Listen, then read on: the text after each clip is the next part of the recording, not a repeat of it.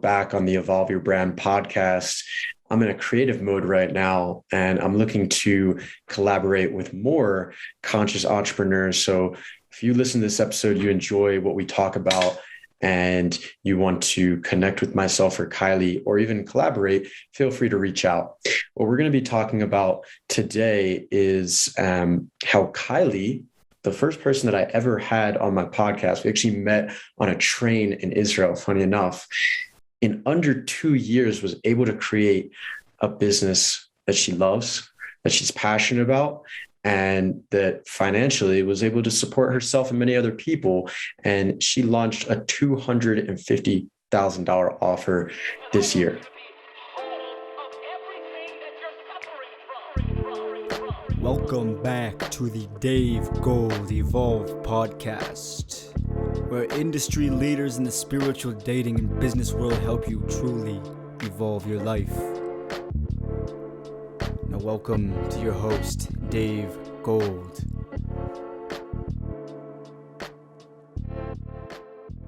I'm impressed with all that you've done, and it's a pleasure to have you here today.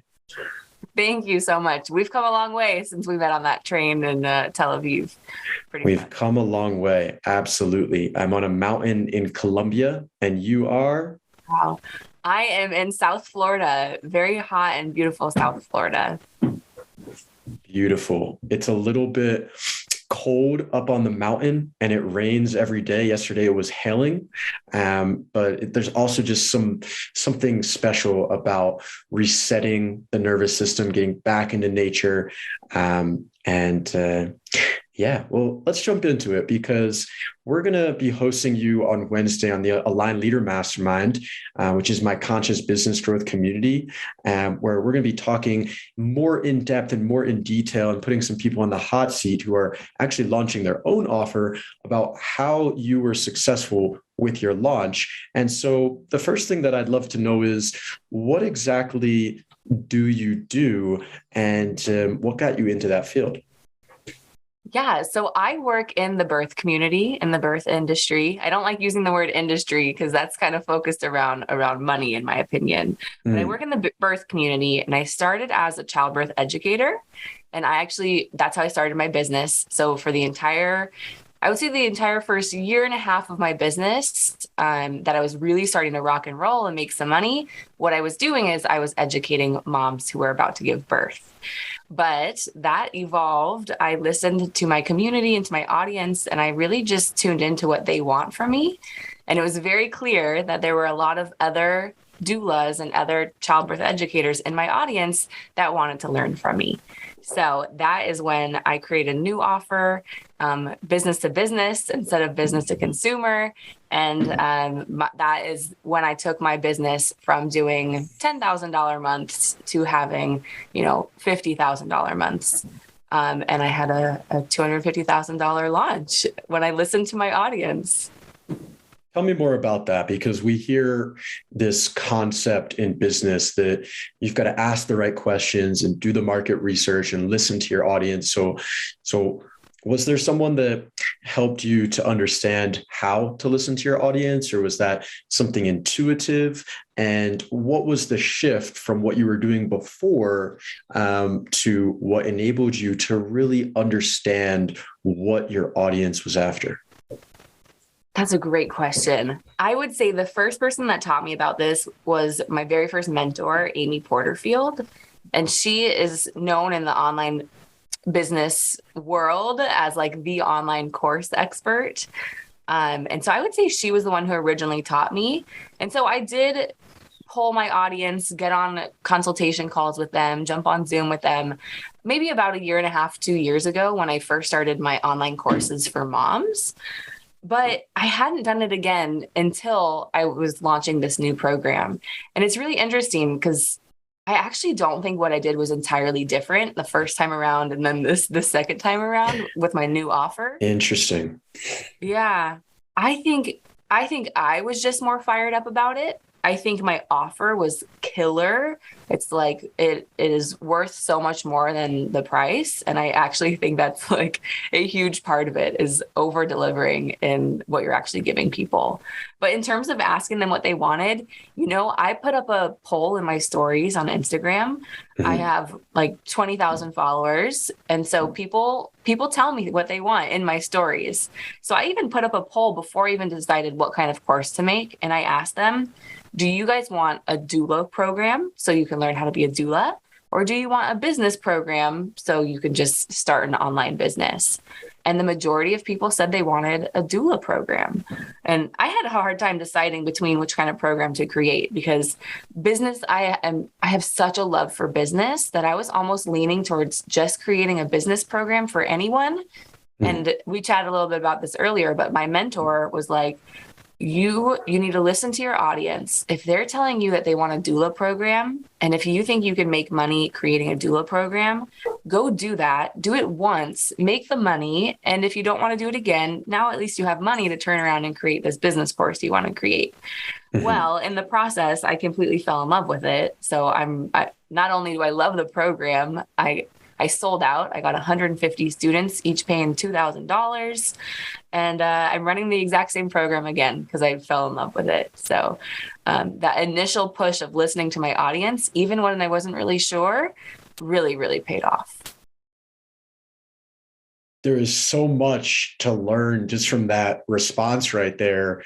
But something that stood out to me was, it wasn't that your offer was all that different or your messaging, but there was something about you and how you showed up and your energy and your enthusiasm the second time around that was a strong contributing factor to you being super successful in the launch. And I really resonate with that, because when I started my online coaching journey, like maybe just a little bit before you, there was a lot of uncertainty, unclarity. I wasn't sure the type of person that I really like to work with.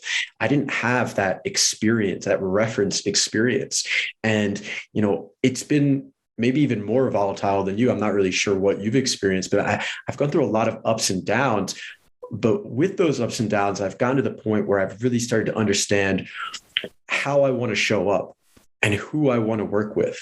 And when I bring that type of energy, the right people get attracted to it. And for them, it becomes a no-brainer. It becomes a, hell yes, I'm all in. Let's go do this. And it sounds like you had a lot of people that just, they didn't even have to think about it. They said, take my money. I want to work with you. Help me. Let me learn from you. And sure enough, it became a win-win relationship. And I don't know if you see it, because it is a matter of the lens that we put on, but maybe I need to unfriend or unfollow some people.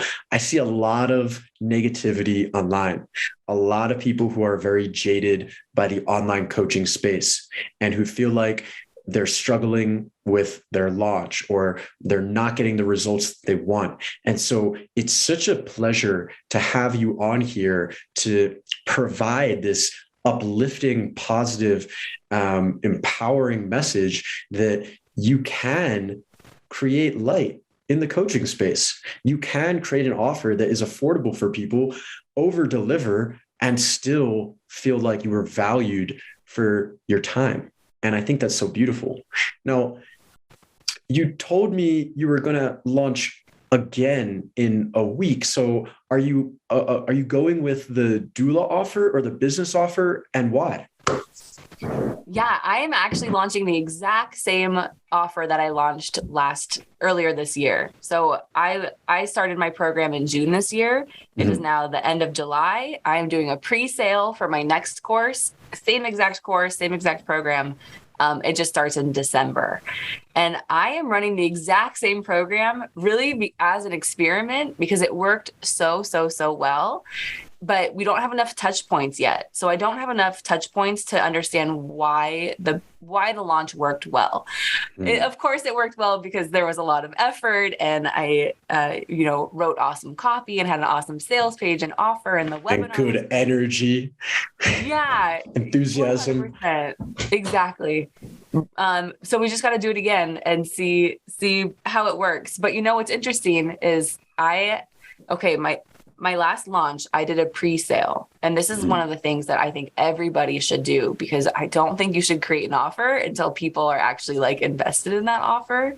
So I did a pre-sale earlier this year, and I passed my entire goal for the entire launch just with a 5-day pre-sale. I sent 6 emails, and my goal was to sell 65 seats in the entire launch. And in that pre-sale, I sold 69 seats. So I had to raise my goals. I had to like double my goals.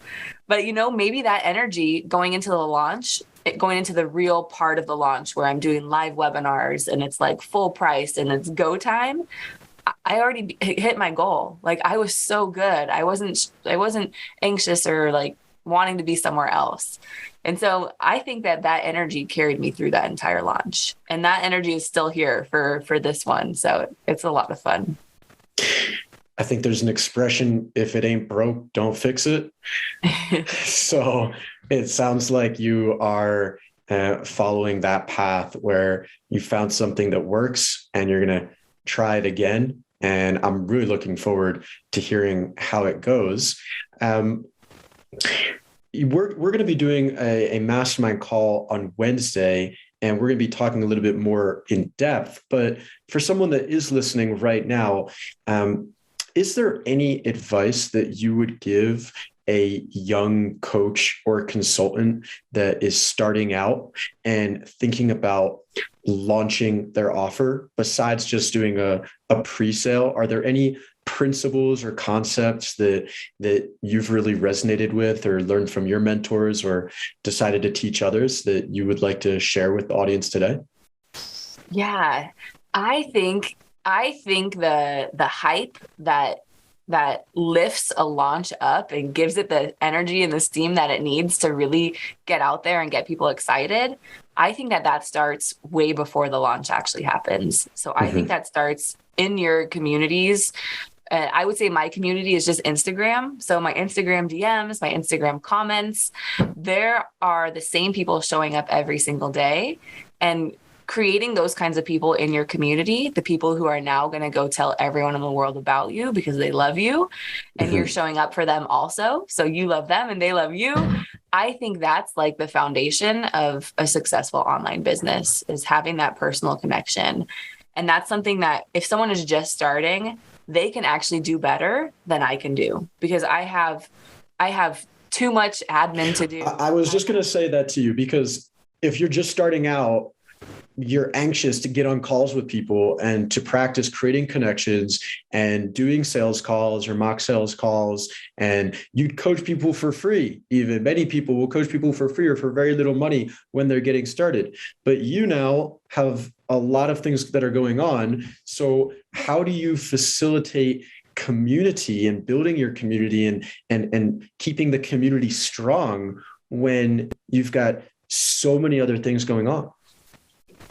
Can I tell you that my community keeps itself strong for me now? So I don't even have to show up. How's that? I don't even have to show up anymore. I have the people who are so involved in my vision and my message, which is a little bit out there. It's a little bit divisive.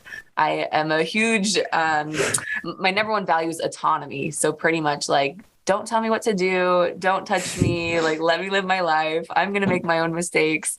And that is pretty divisive in the online world. And so I think having a message that makes people feel really fired up was that gasoline on the fire for my community. And now I can step away and it's just thriving by itself. So when you say it's thriving, do you mean like they're going off and telling their friends and they're promoting you and they're sending you testimonials without you even asking for it, and they're commenting on your posts and actually like really insightful comments, and they're creating that kind of authentic, vulnerable, powerful